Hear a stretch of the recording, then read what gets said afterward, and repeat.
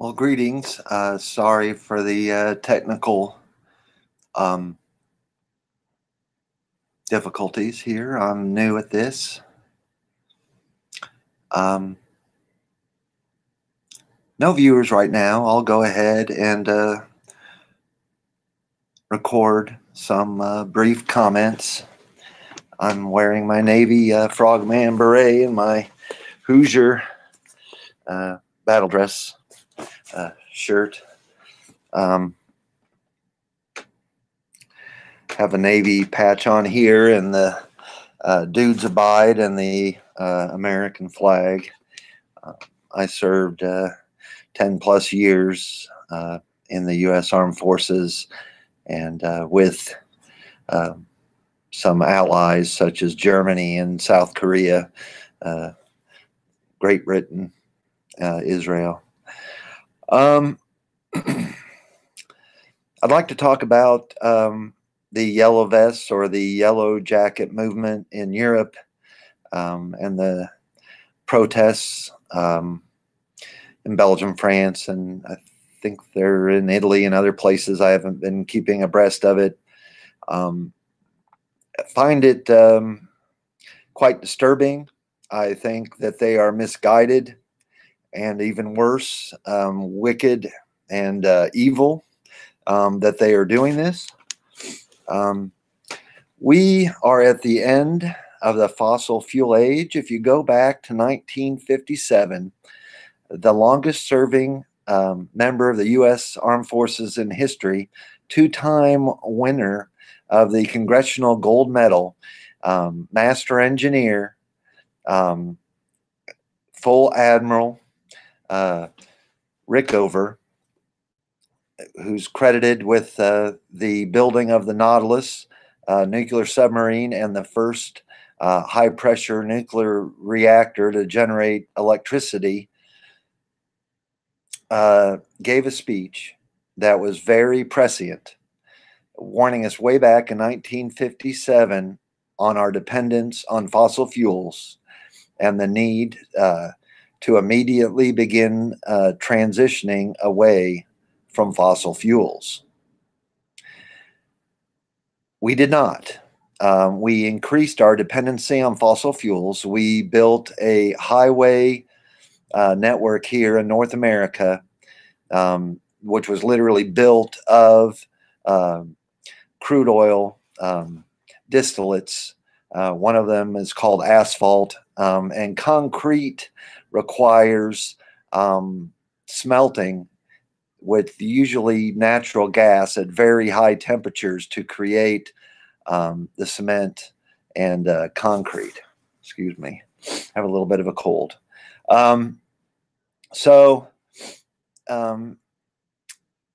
People just seem like there's a bunch of psychopaths out there. These yellow vest people are baby killers, wicked people, Moloch worshippers, driving your car unnecessarily or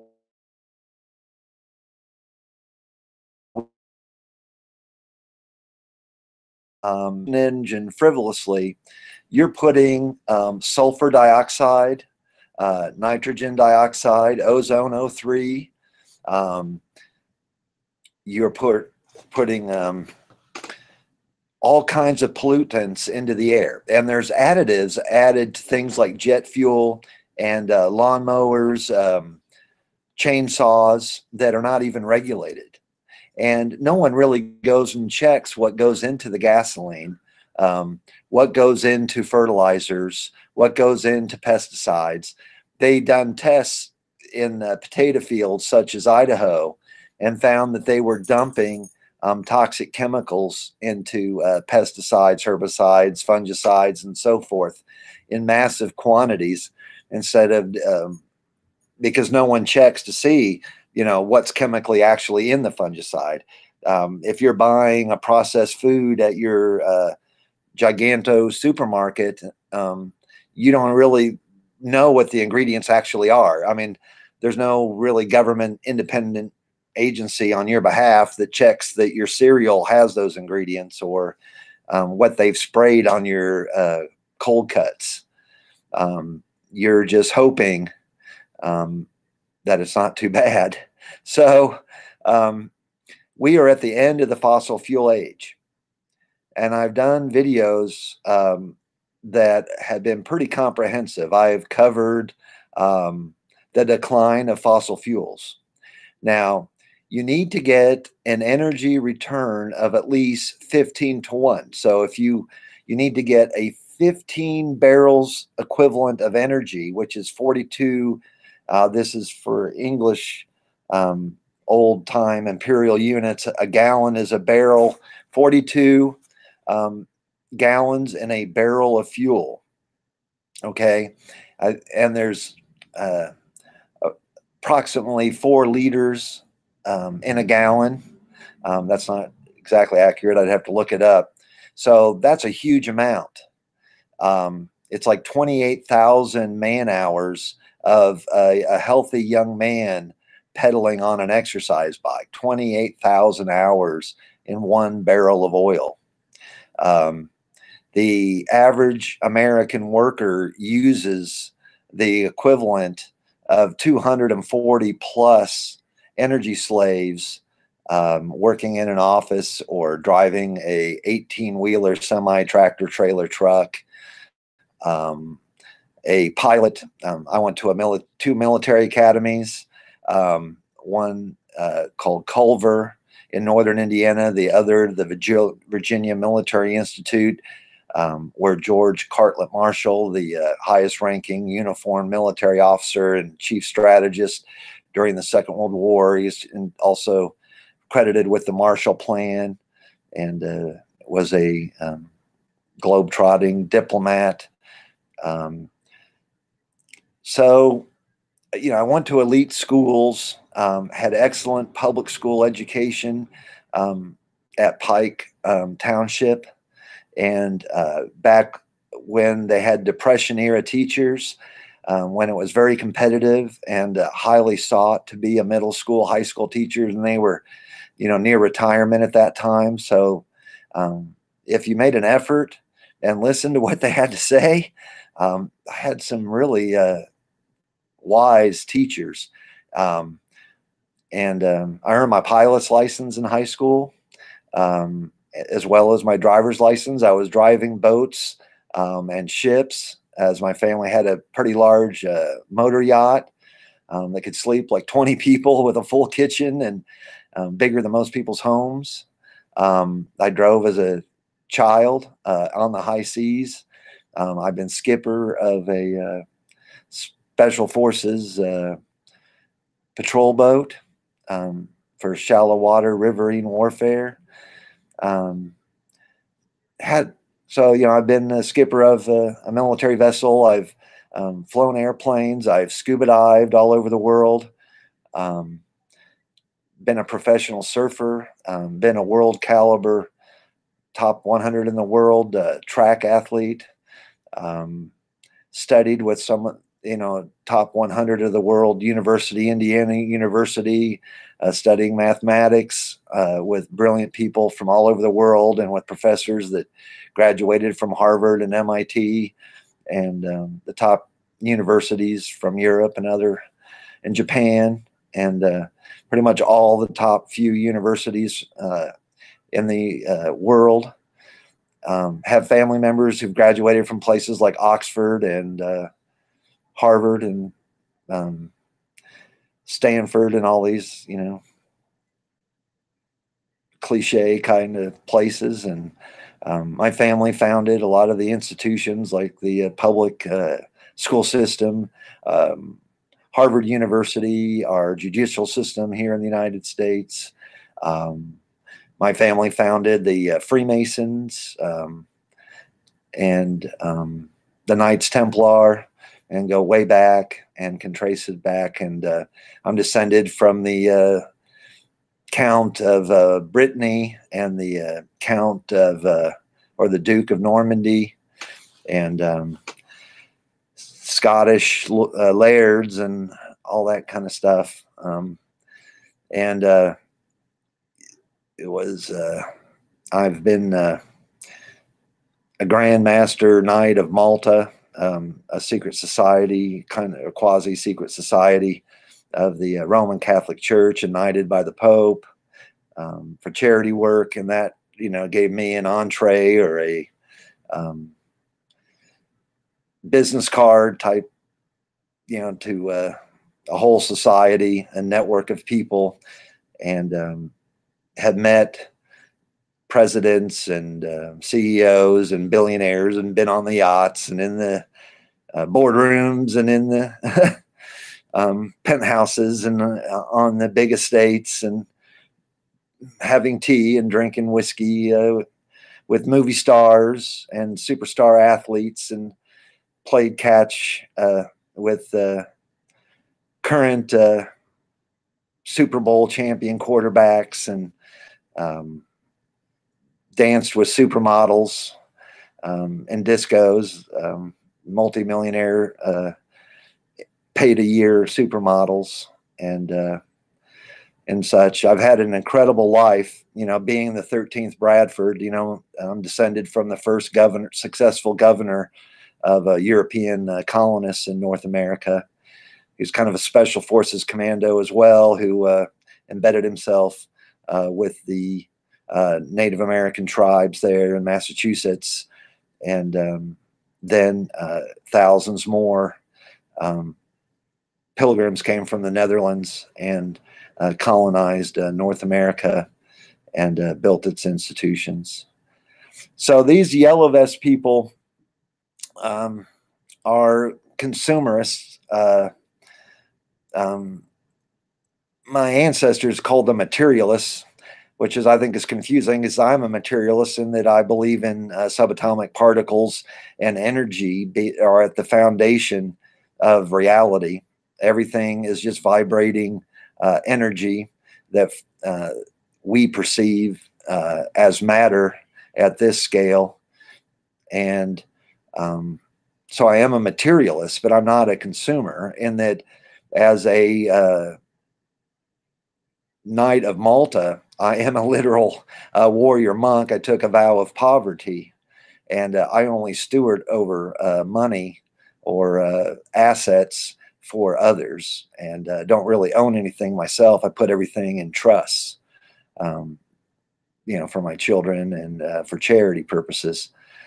So when you talk about the Illuminati, part of the reason they trusted me with such big jobs and responsibilities was that I, had no ambitions to acquire wealth.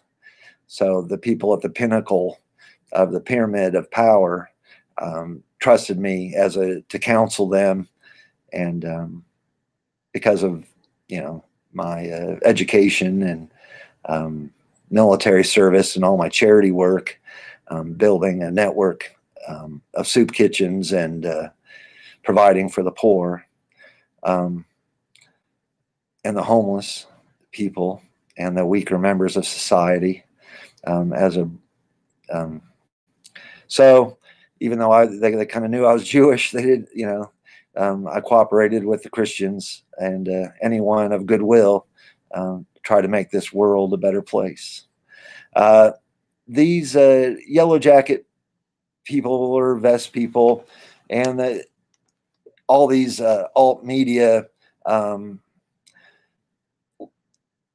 liquors of the buttocks hole out there in both the mass media and the alternative media are just jumping on board, and no one will say that how wicked the movement is. We need to get away from using automobiles, motorcycles, or all internal combustion engines, because nearly half of the people on the planet are having negative health effects from pollution from them. I myself spent 4 years nursing 4 of my children every night, giving them breathing treatments caused from pollution. Both my mother and my stepfather have asthma from pollution. I've known numerous friends and family that are negatively affected from pollution. You can go to a children's hospital where you see children not having arms and all kinds of horrible deformities that cause great anguish of them and their whole family, extended families, because of pollution. And when you just willy-nilly, I mean, I race professional motorcycles as well. Um, I was a rider for Harley Davidson motorcycles and lost many a motorcycle race because we were much slower than the Japanese motorcycles, but I wanted to race for the Americans, not the Japanese. And I just kind of did it as a lark because they offered me. And so I did it. I raced motorcycles, but I wasn't particularly good at it, but it was fun. I liked hanging out with, and it was just, I just enjoyed it. I didn't take it too seriously.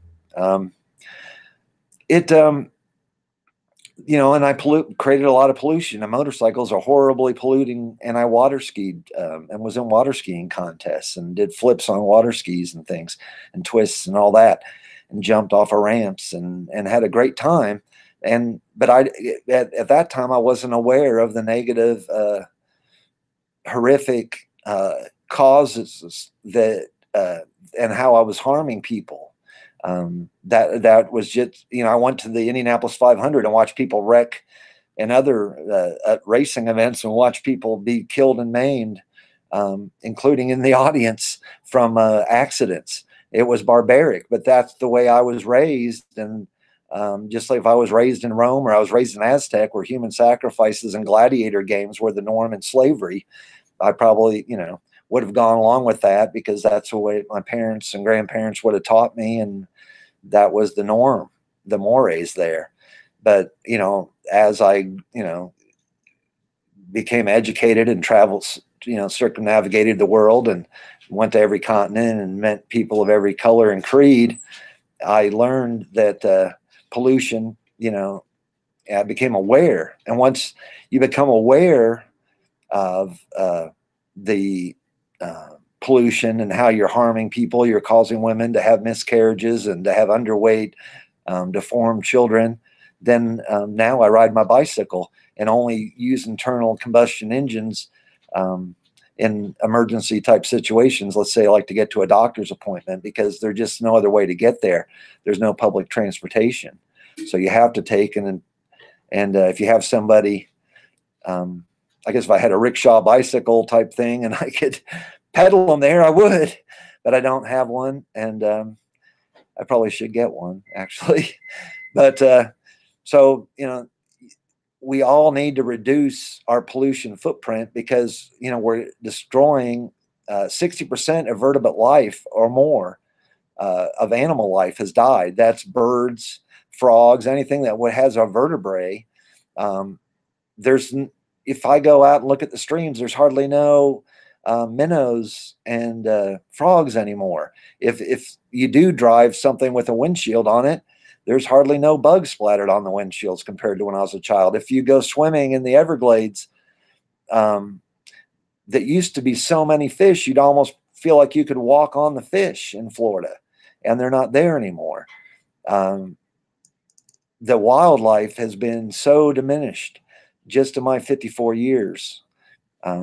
Being born with a silver spoon in my mouth from one of the most prominent families in the country or the world, I jet setted all over the place, growing up, and we had multiple homes, and we had one for each season. And when we called it snowbirding all around. We had a penthouse in the Bahamas, and then we go visit another friend in the Virgin Islands, and then we go visit a friend in Naples, Florida, and then fly back, and then go visit a friend in New York City, and with their penthouse overlooking the park there in Manhattan, New York, Central Park, and eat at Tavern on the Green, and then jet set somewhere else, and go cruise around in our yacht in the Gulf of Mexico, and then you know what I'm saying? And we belong to multiple country clubs, and I didn't even usually as a child, I could just go about anywhere and just order food or get clothes off the rack and then just say who I was, and they would just charge it. You know, I didn't even need to have money or a credit card or anything. Back in the day, I had like a number, a 4-digit number I could give around, and we would have accounts at the, you know, the department stores and the country clubs. I just gave them my 4-digit number and just took what I wanted. And, you know, I never got a single complaint from my mom or anything about running up tab. I bought stuff for myself, bought stuff from, treated my friends to stuff. And so, I mean, ran up big tabs, and it was all cool, you know. And we had huge parties with servants and caterers and people bringing in tables with tablecloths and florists and all that kind of stuff. Like free, you know, we had seasonal big parties at our different homes. That's the kind of, and we had, you know, live-in servants, and had little bells you rang for people to come bring you stuff. I mean, that's the kind of world I grew up in. And I felt, you know, so I, you know, could have been a hedge fund manager in Connecticut or something with my connections easily, and been a speculator and made a bunch of money and bought myself a big yacht and bought myself 4 homes. I could have had a New York home and a Italian or a French home and a Caribbean home and a ski home and all that stuff. But I, you know, I know better now. I know that lifestyle is there. Pretty much every major religion talks about wealth. You know, whether it's the prophets in the Old Testament, like Jeremiah and Isaiah, or Jesus in the New Testament. They, you know, the Buddhists, the Hindus, they all, the Muslims, they all have passages warning against accumulating wealth. You know, a sin in Judaism is to miss the mark, like an archer shooting at the center of a target. And if I accumulate a whole lot of wealth, then just use it for jet setting around and yachting and skiing and all that kind of stuff, and why other people, especially family and tribal members, are suffering, and I don't use it to alleviate their suffering. You know, especially we call righteous poor people, like they've been taken out by a flood or a tornado or something that's, you know, that was outside of their control, or a plague or whatever. Then, you know, shame on me, you know. And these yellow vest people are, especially in France, you know, they have been told by their government that they're running out. They don't even have fossil fuel there. Uranium is going to run out before, is the first of the major fuel sources to run out. Then coal, then fossil fuel, crude oil, and then probably natural gas will be last, based on my research. So we need to go back to a wind, wood, muscle powered economy prior to the steam engine and powered by wood and coal era. And where, you know, some people call it a peasant lifestyle. People are going to have to maybe get some calluses on their hands and do some physical manual labor. That's the right way to do things. And you know, the French, you know, and the Americans and others want to keep their cars, and they want to keep up these harmful lifestyles. I mean, if I was to go around with a pistol or an assault rifle and just spraying bullets randomly in the air, not aiming at people, that's pretty much what you're doing when you're driving your soccer mom minivan around. You're putting out noxious fumes. Except if I was to spray bullets randomly, the chances are I could go through several magazines of cartridges and not hit anyone. The bullets would just land on a roof, or in, you know, even in warfare, only 1 out of 200 cartridges, you know, whose bullets hits anyone in combat when you're aiming at people. So, but when you put out noxious fumes out of the back of your tailpipe, and most cars don't, you know, you can just see them going down the road with gray noxious fumes coming out, and who knows what additives are put in there. And they haven't probably kept up on the maintenance on their car, so they're way below standard, you know, spewing out all kinds of noxious fumes. Um, and they're just, yeah, maybe, I'm harming, granny sitting on her porch who has to breathe in these fumes, who's developed asthma from, decades of pollution. And maybe you'll get pneumonia and die because of what you're doing. Or a pregnant young woman will lose her baby because, you know, you, instead of going to just a local field and just having the children play soccer there, you got to drive miles and miles back and forth to be on a team and wear little uniforms. If you didn't know, that's one thing. But, in France, I think the people know that pollution is harmful because I think they teach it in all the public schools. So they know better, and they want to keep up a lifestyle that's harming themselves, poisoning themselves and everyone around them. And they want to maintain a lifestyle that cannot be continued because they're using non-renewable natural resources. And I just, I am not a misanthrope. I mean, when you see how bad people are and how wicked and evil their behavior is, and then they're burning things, even creating more air pollution, and it's harming more people. I mean, look at California with all their fires. They mismanage their forests. And I get all these comments because I am illuminated. Realist. I'm a realist politically. I'm a realist in that I use the scientific method of evidence, observation, cause and effect, things like microscopes, telescopes, computers, logic, reason. And I do what Admiral Rick over advised. I follow the evidence and I change my opinion when I find evidence, and I humble myself and I go, well, I was wrong about that. So, I was big on, I just trusted the global warming, for example. And then I found out doing research that, yes, CO2 is a greenhouse gas. And what it does is it keeps at nighttime the infrared from leaving the earth dissipating its heat. And that is true.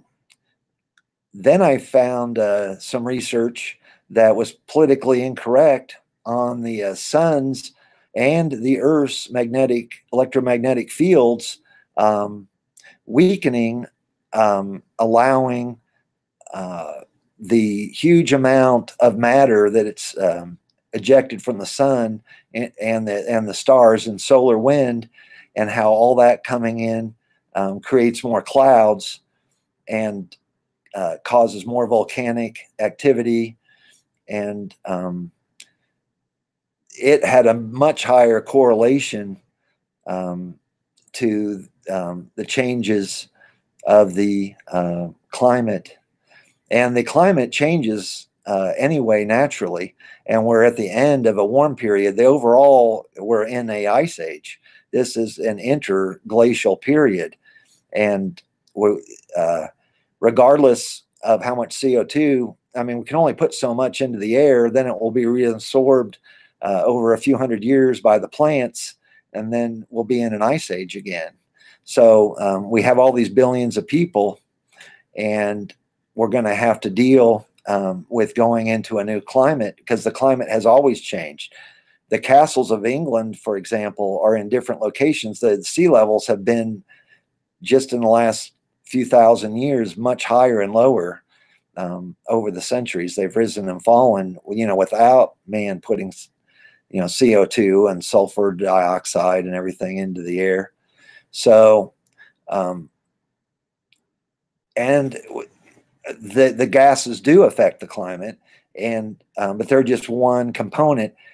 Based on my research, I think that the natural forcing events are about 5 times as powerful as human forcing events. So they're both there, And I think they're both correct, and that they're just, it's like you're stirring whatever into your coffee you like or your tea, and whether it's a soybean, milk or whatever, it is just going to make it more turbulent, because you're going to have the natural cooling forcing, because we're at the end of a interglacial period, heading back to a glacial period, combined with the natural, the man-made warming, and it's just going to stir it and make it even probably rougher on civilization. And these people should be getting rid of their cars and their gasoline-powered scooters, which are probably horribly polluting. A little scooter may be 20 times polluting than a big luxury car, because they've modified it to make it go another 10 kilometers, an hour faster or something. A little scooter with a 49cc volume engine can be 20 times polluting as a large, powerful vehicle, depending on its engineering and environmental filtering and regulation system. So they need to start bicycling, walking, riding horses, and trading in and moving toward using sacks that they take back and forth to the farmer's market, instead of using bags from grocery stores and convenience stores and all that. Carry bags with them and doing everything they can, taking bottles made out of glass and then recharging those with the beverages they want, and bartering for things, and transitioning to the new economic model. And Macron and Pablo Servine and Raphael Stevens and Arthur Keller and many other Frenchmen and women with engineering and science degrees that are very challenging and hard to earn in France have been making the circuit in France and shouting from the rooftops, trying to educate the people.